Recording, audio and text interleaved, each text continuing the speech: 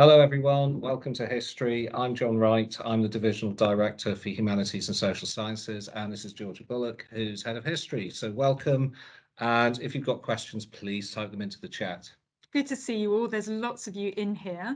So I can see we've got our first question about the 3 history courses. So this is the first thing really to say about history, is that we do have 3 different history A-levels.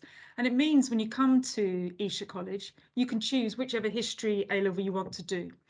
They are all the same A-level. They're all Edexcel history. They're all the same exam structure, all the same system. And you'll come out with a history A-level at the end. So this is the question we get asked most often. And this slide in the background that hopefully you can all see shows you the structure of the 3 courses. So we divide them roughly by theme. So we've got 2 modern history A-levels and 1 early modern history A-level. And it's up to you to decide which one you want to do. John, do you want to talk about I teach HDA history, and if you've done Weimar Republic, as probably quite a lot of you have done at GCSE, the Nazis is going to be coursework, but it's going to be different. It won't be on Weimar. It'll be the Nazis 1933 to 39. You'll be studying communist Russia from Lenin all the way through to Gorbachev, who died this year.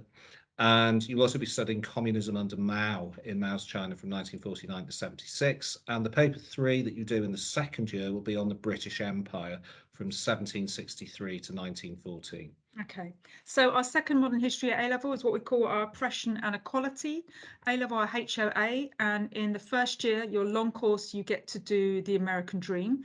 So picking up a little bit on what you've done already for Cold War at GCSE, some of you, but going into more depth about what it was like to live in America, civil rights in America, not only Black civil rights, but Hispanic, Native American, women's rights, as well as the presidents, the boom and the bust, lifestyle, social society, all those sorts of things. Alongside that, you do South Africa, the formation of an apartheid nation and how people fought back against it. And then in the second year, just like John said for HDA, that is coursework on the British Empire, and we can consider what we think of that. And the coursework is on the abolition of the slave trade in the British Empire and who we hold responsible. Our third A-level is our early modern A-level, and we call that Power and Belief. And that is a long study of the Tudors. So those of you who enjoyed Elizabethan England will probably enjoy this one. You get to study Henry VIII and his children in depth, religious change in England, and then alongside that you look at Lutheran Germany and the German Reformation and the change from coursework from the change in Catholicism to Protestantism. And in the second year, you do the witch craze, the persecution of women as perceived witches. And the coursework there is Oliver Cromwell. I'm going to start, John and I will start by addressing some questions. I'm going to take the first one here about the structure of the GCSE and A-level. Completely different. At GCSE, you've got loads of those short questions where you can pick up a few marks by answering quite specific questions, and you have images in the sources. We are only long answers. So each of the papers is either 2 long answers or 3 long answers. So we only write essay length responses to either an essay question or a source question. And in the exam, that's 3 different exam papers, which are on the screen right now. John, do you want to talk about the coursework? Yeah, I will. And just so, Julia, you asked, would it be like the 16-mark question at GCSE? That's the closest to what an A-level essay is like. Because in the 16-marker, you've actually got to do some analysis. And that is the core component of answering A-level history questions. It's not all I know about. The coursework is a long essay, but it's not just an essay. You've got to do independent research where you choose 3 historical works. This might sound quite scary. 3 historical works written by actual historians, and you've got to be able to evaluate how convincing are their interpretations and then answer the question yourself. But don't worry, we will prepare you for this and sort of help you sort of select the most appropriate works. And that's the same for all of our 3 A-level history courses. I have a question here about how our class sizes are like. They vary, John. Wouldn't you say about 13 to 20? Yeah, I've got a group of 22 at the moment, Yeah, but that's quite unusual. And that's as big as we ever go. And this leads in with the question about how popular our courses are. So you can see our figures on the screen here now. So we do have 396 students currently, and they aren't spread evenly across the A levels, as you might imagine. It does vary. I would say at the moment the most popular is Dictators and Imperialists, looking at fascism and communism. Then Oppression and Equality, looking at social rights and freedoms. And then Early Modern is the third there. Let's have a look. John, do you want to go through the minimum grade requirements for Yes. GCSE? So basically you've got to have if you do history GCSE, you need a 4. You can do history without having done history GCSE, because we know that sometimes your school didn't let you do it. We'd then look at your English grades, and we'd want you to have at least 4s, and preferably better in English language and English literature. I mean, the minimum entry requirement for the college is 5 grades, sort of at grade 4 at GCSE. But really, if you're going to do well in history, I think we'd be sort of expecting you really to have sort of 5s. But we take you with a 4. But aim to do as well as you possibly can. Yeah, absolutely. I would say that do as well as you possibly can in your GCSEs, and for the length of writing and the analysis fast, it is something to bear in mind, the amount of reading and writing you will be doing. We didn't do trips last year or the year before because of COVID, but we are now looking to restart our trips. So I don't want to put anything in stone yet, but we're certainly looking at Germany for Dictators and Imperialists. I know Giles is thinking about restarting the Witchcraft trips, and for Oppression and Equality, we have traditionally gone to America for that trip. But we do some smaller scale ones as well, things like Hampton Court that we go to as well. We've got a question here about setting work in the summer before students start to prepare them. Do you want to do that, John? Well, what you'll have is an initial assignment for the course you want to do. That's when you enroll in the college and find out what that is. And it's basically, if you're going to do the History Dictators course, that'll be finding out, you'll be putting together a timeline of kind of communist Russia and doing some research about it. So I think the most productive thing you can do if you're preparing to do A level is if you're going to do the HOA course, I think you could find out about America in the 20th century. You could find out about South Africa and Nelson Mandela. Anything that you do like that is going to be productive. It's going to be useful for you. Yeah, absolutely. And we're well aware that in terms of crossover from GCSE, it's not always going to be there. Hence, John said you don't actually need a GCSE to do history. We know some of you might be forced into choosing between history and geography. And certainly there are some aspects. So there will be a little bit of Cold War in our Oppression and Equality A level, Elizabethan England in our Power and Belief, and Cold War and Nazis, a little bit of Russia, but Mao's China would be new. So we're well aware that there's loads of new content, and that's where, as John said, a little bit of wider reading, looking at what the topics are, will really set you up well. The exam board is it's Edexcel or Pearson. That's the same for all 3 A levels.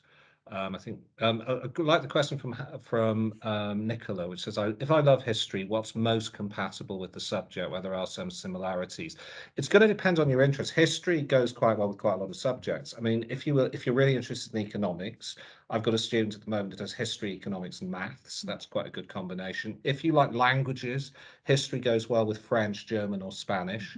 History goes obviously really well with English, particularly English lit. It goes well with politics because there's quite a lot in common. History and geography is quite a common combination because they go quite well. We do get students who do maths, chemistry, and history, for example. That's not too unusual. Sociology, that goes well with history.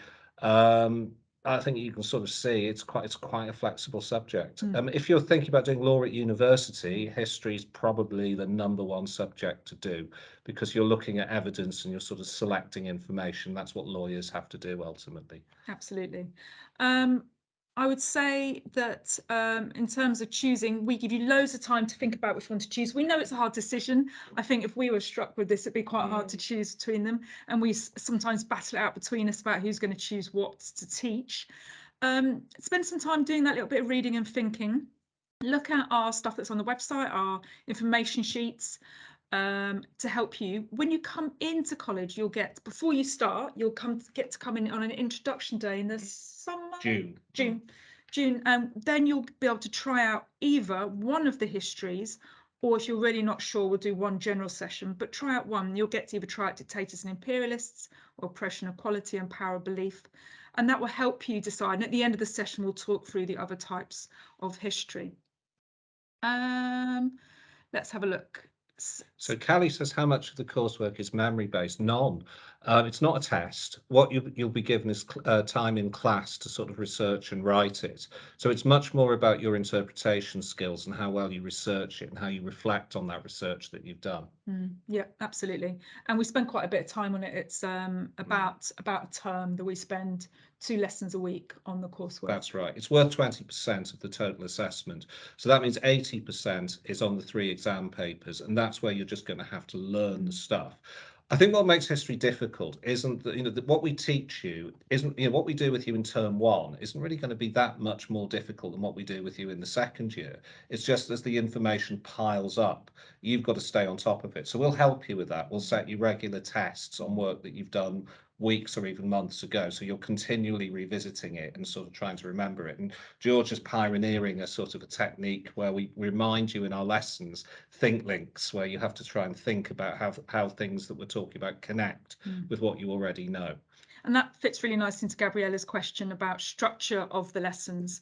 So similar to GCSE, we would start with a starter to kind of bring you into the lesson, aware that you might have come from a different lesson, or sometimes our lessons will be 2 or 3 days apart, dependent on your timetable.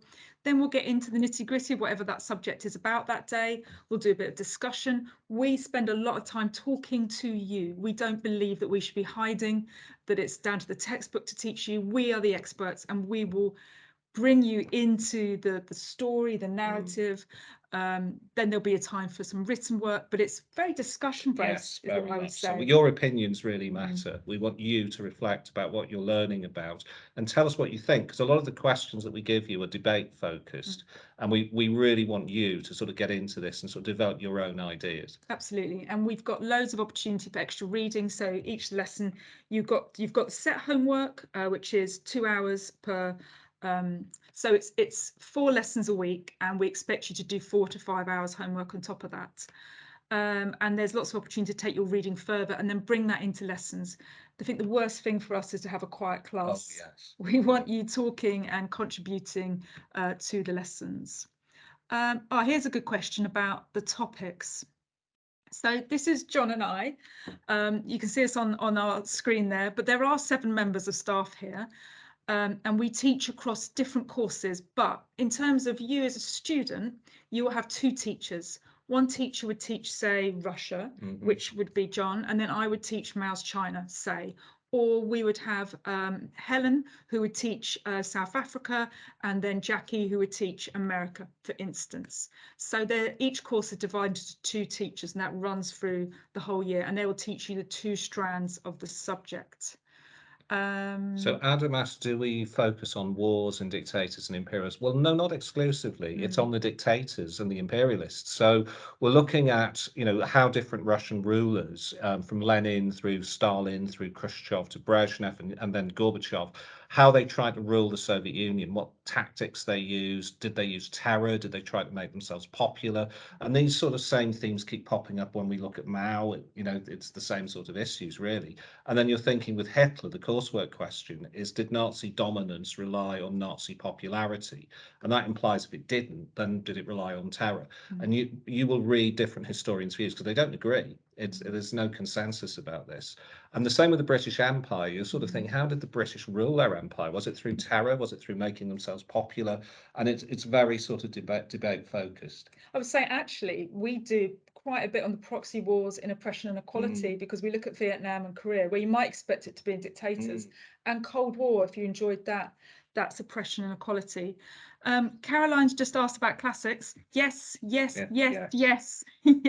History and classics are a classic combination, and we'd love you to do that as a combination. Yes. And just a big shout out for classics while we're here. Do go and have a listen in on theirs. It goes really nicely. Yeah, because we don't do ancient history, but classics lets you get into that along with the literature of ancient Rome and so on. So you definitely do that. So we've got a couple of questions about changing course. Well, 3 questions about that. So no, once you're on a course and we're established and doing that course, then you stay on that course. But as I said earlier, we talk with you 3 times before you actually enroll to make sure you get that at the interview, introduction day, and then on enrollment day.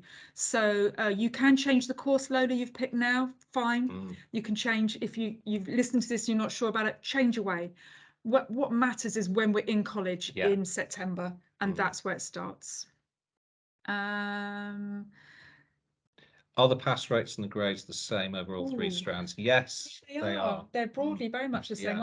It's different numbers of students, so they vary because of different numbers of students. But when we're looking at this is across all. We don't have a subject that doesn't achieve.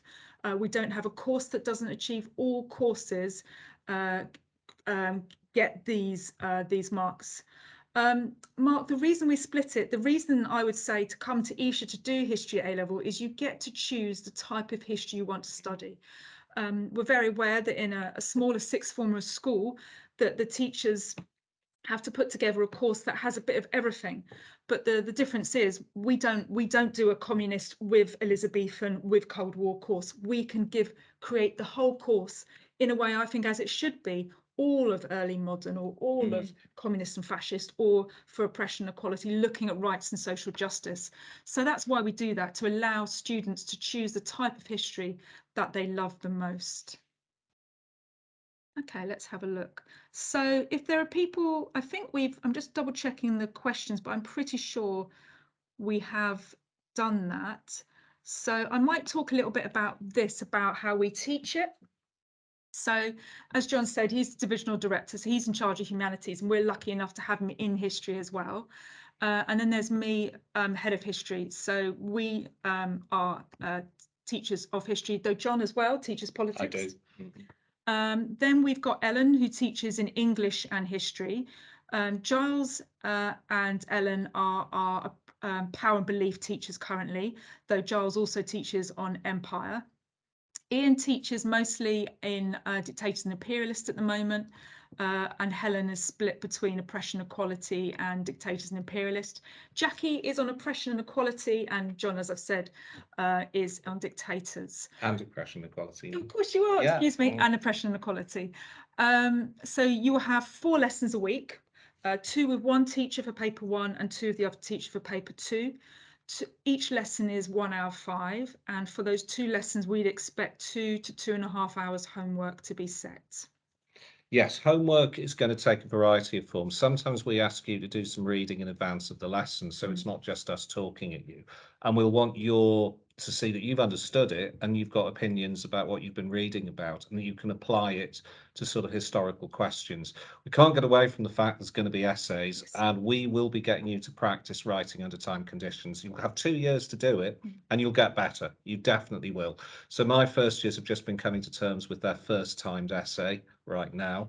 Some of them are very happy, some of them less so, but they will improve. This is what we see every year. So there's a step up from GCSE to A-level, and I think it's worth saying to you that even a grade 9 at GCSE is worth less than an E at A-level. So you're not going to get A's straight away unless you're really, really good. So don't worry, we will help you make that transition. And you've seen what our results look like. Our results are brilliant, though I say it myself. I think they are. And we're so proud of our students with the results they've got. And we should say, actually, so Helen used to be head of history at a school, and I'm also a GCSE examiner. We have Ian's also a GCSE examiner, so we completely understand the GCSE requirements. And in addition to us, 3 of us are also A-level examiners. So we actually examine on the A-level topics as well. So we are best placed to really support you and help you. And we are aware that is a real step up from GCSE. But like John said, we help you and support you with that. Patrick, you've got to love a bit of Mao. I don't think you're going to, I think you'll struggle because Mao is all year, and Mao is really good. If you enjoy communism, you will enjoy Mao's China. The Nazi aspect is the coursework, so that's the less of the taught bit. So use the taught sections to help you choose what you'd like to do. Mark, in terms of the questions, all the questions in history are worth 20 marks, and you should spend in the exam 45 minutes on a question. So it's probably a good time to go back to the exam. You will have 3 exams. For the first paper, so the ones at the top there, that'll be a 3-question paper, 2 essays, one long breadth, Yes. one shorter, Yes. and then an An interpretation. interpretation question. So what you're interpreting is, was Gorbachev to blame for the collapse of the Soviet Union in 1991? And some historians say yes, he was, and other historians say no, he wasn't. It was Boris Yeltsin, or it was, not Gorbachev's fault. It was the mess that the Russian economy was in by that stage. And you form your own opinion, and you look at what the historians you get presented with in the exam are saying, and you think, well, how convincing are their views? And you don't have to agree with them. This is one of the great things about sort of doing A-level history. It's training you to be a historian who can hold your own, arguing with actual historians. And that is the same for the America course. The interpretation on that paper is Ronald Reagan, in the 1980s president. The changes he made to the presidency, were they good changes? Did he solve economic problems or not? And then for Tudor England, it's on Elizabethan society, the interpretation question. Then for the second paper on there, it's an essay question, 20 marks, 45 minutes. And then a source question. The sources are longer at A level. You'll have 2 sources, which will be about an A4 page to read and then use together. I'm going to come in on Freya's question here about how the course is divided over the 2 years. That's probably a good point to say that's what you do in the first year. The first topic on there and the second topic on there are what you do in the first year. And in the second year, you do the third topic and the coursework. The third topic for British Empire for HDA and HOA, and then the persecution of women and the witch craze in HPA, Power and Belief. That lasts the whole year, and that's a combination of breadth studies, depth studies, essay questions and sources alongside the coursework. So I think we've kind of gone round everything once. So what I'm going to do now, I think we'll start it again. So now allow some of you, I'm aware we're clashing with some other subjects. So if you do need to go and watch another subject, do. And then for people who've just joined us, we'll start this again. Yes. So my name's John Wright. I'm the Divisional Director for Humanities and Social Sciences, and this is my colleague Georgia Bullock, who's Head of History. And it's lovely to see you all. There are loads of you in here right now. So some of you will have seen this, but this is the breakdown of our course. The key thing about coming to Esher College is you get to do the type of history you really want to study. So think about what you enjoyed at GCSE and then choose the A level to match that. The A levels are all Edexcel Pearson. They all come out as one history A level. That's what's at the end, Pearson Edexcel History A level, but you get to choose which one you like to do. John, do you want to start with Dictators? Yeah, Dictators is the main course I teach. It's about communism. So you study communism in Russia from the revolution in 1917 through the different leaders, Lenin, Stalin, Khrushchev, Brezhnev, up to Gorbachev and the collapse of the Soviet Union. You then look at communism in Mao's China from 1949 to 76. The coursework is an interpretation-based question about, were the Nazis popular? Is that the source of their kind of strength in the 1930s? And you can disagree with that and say, no, it was terror. And then in the second year, you're looking at the British Empire from 1763 all the way through to 1914. So that's what I tend to say. If you enjoy communism, fascism, big stories of big personalities ruling, that's the one for you. You look very much at power over the people and how people are controlled. In direct contrast to that, our second modern history A level is oppression and equality. And this is more about searching for rights and freedoms. So in the first year, you do America from 1917 to 1996, and you look at the presidents and how the presidents ruled. Then we look at civil rights, and civil rights means Black American rights, but also Hispanic rights, Native American rights, and gay rights. We also consider the position of women in America. Then we look at society, leisure, tourism, media, as well as the economy. Then alongside that, it's South Africa, the creation of apartheid nation in South Africa, a white supremacist organization who managed to get into power and ruled South Africa all the way through to 1996. And then the story of how people in South Africa fought back against that. So it's a story of campaigning, injustice, rebellion, revolution, I guess, to an extent. Similarly to what John said, in the second year we do the British Empire. So and I'll just answer Abby, yeah. Sam, and Ava's question. We cover a lot of British colonies. We do depth studies on America, the loss of the American colonies and the American War of Independence. Then we look at British Australia and how it started as a prison colony and developed into something much more. We then look at British Canada. We look at the British in what's called the Nile Valley, so Egypt and Sudan, and then the British in India. So five depth studies. But we're also looking at the British Empire much more generally, and you'll be considering sort of why Britain took places like Hong Kong, Singapore, the Falkland Islands, Aden in the Middle East, and sort of whether this was to do with trade or whether this was to do with defending our sort of interests around the world. And you look at how at one point Britain had the largest empire in the world, and we're focusing much more on how that was built up rather than how it kind of got knocked down. But it's still very interesting. It gives you a real insight into why the world is the way it is today. We certainly bring our critical eye to it, don't do. we?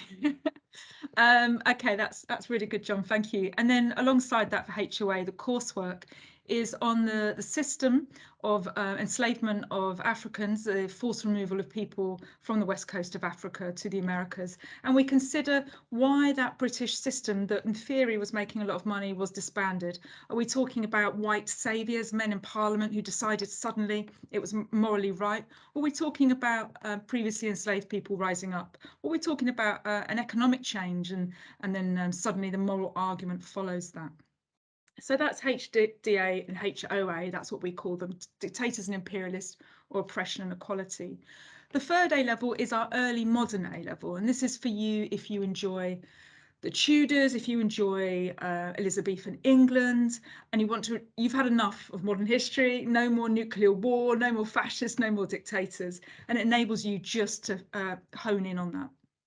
So the breadth study there is on Tudor England, Henry VIII and his children. You look at society, you look at a lot of religious change, because of course, religion was the driving force in the country at that time. You look at London within that as well. Then the second course alongside that is the Lutheran Reformation in Germany, that huge move and that threat and that challenge to the Catholic faith and the creation essentially of Protestantism. In the second year, that's the witch craze, the persecution of women. And as part of that, we look at persecution of women in Britain. So considering what reasons women were held aloft as being called witches, not just women, but huge majority women.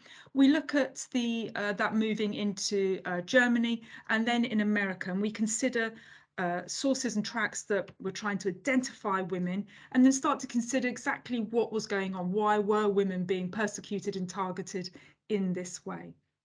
The coursework there is the English Civil War. Currently, that might be under some discussion, but currently it's the English Civil War and Oliver Cromwell and to what extent he was a military dictator.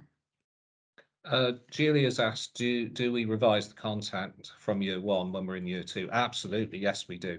And it's very important in history. I said earlier on, what makes history, I think, a challenging subject is not its difficulty so much as the fact there's so much content. And we're constantly trying to find ways to help you remember what you were taught in the first year when you're in the second year. Yeah. Okay, so another good question here about Mao's China. So it starts when he gains power. We do a lesson on the Chinese Civil War, but that course is called Mao's China because it's all about what happens as soon as he takes power, the massive changes he makes. He's come to rule with the Communist Party over a huge fractured part of the earth, and he brings that together and mounts what is one of the most powerful nations. So we run from the day he takes power all the way up to his death in 1976. If you've just joined us, please do put any questions you have in the chat box. We've got a moment or so to go. Yes. But please do, if you're doing history GCSE, history A level will not be a shock. Yes, it's moving up a level, but the 16 marker question that you'd be familiar with at GCSEs is probably the closest thing to what the A level questions are like. It's a very essay based course. So if you don't have a problem with reading and writing and you like getting into debates, because that's really what history A level is all about. Historians don't agree, and you'll be looking into the debates they have about what were the Nazis popular, for instance, or why was the apartheid movement in South Africa so successful from 1948 onwards? You'll be looking at those sorts of issues and trying to work out what you think. Yeah, absolutely. And if you need any help, we're here. We do all sorts of sessions to support you. We have lunchtime sessions. We run all sorts of extra clinics and all sorts of things for you to get involved in as well. I think we're done. I think we're done. All right, everyone. Thank you very much. It was lovely to see you, as it were, online, and I hope we've answered your questions. Please do go and look at the portal if there's any, the website, if there's anything else you want to know about. And if there's any questions we haven't answered, please send them in, and Jay, who's in charge of our marketing, will forward them on to us. But one of us will meet you for your interview if you've not already had it. And if not, we'll see you on introduction day. Thanks so much. Thank you. Bye.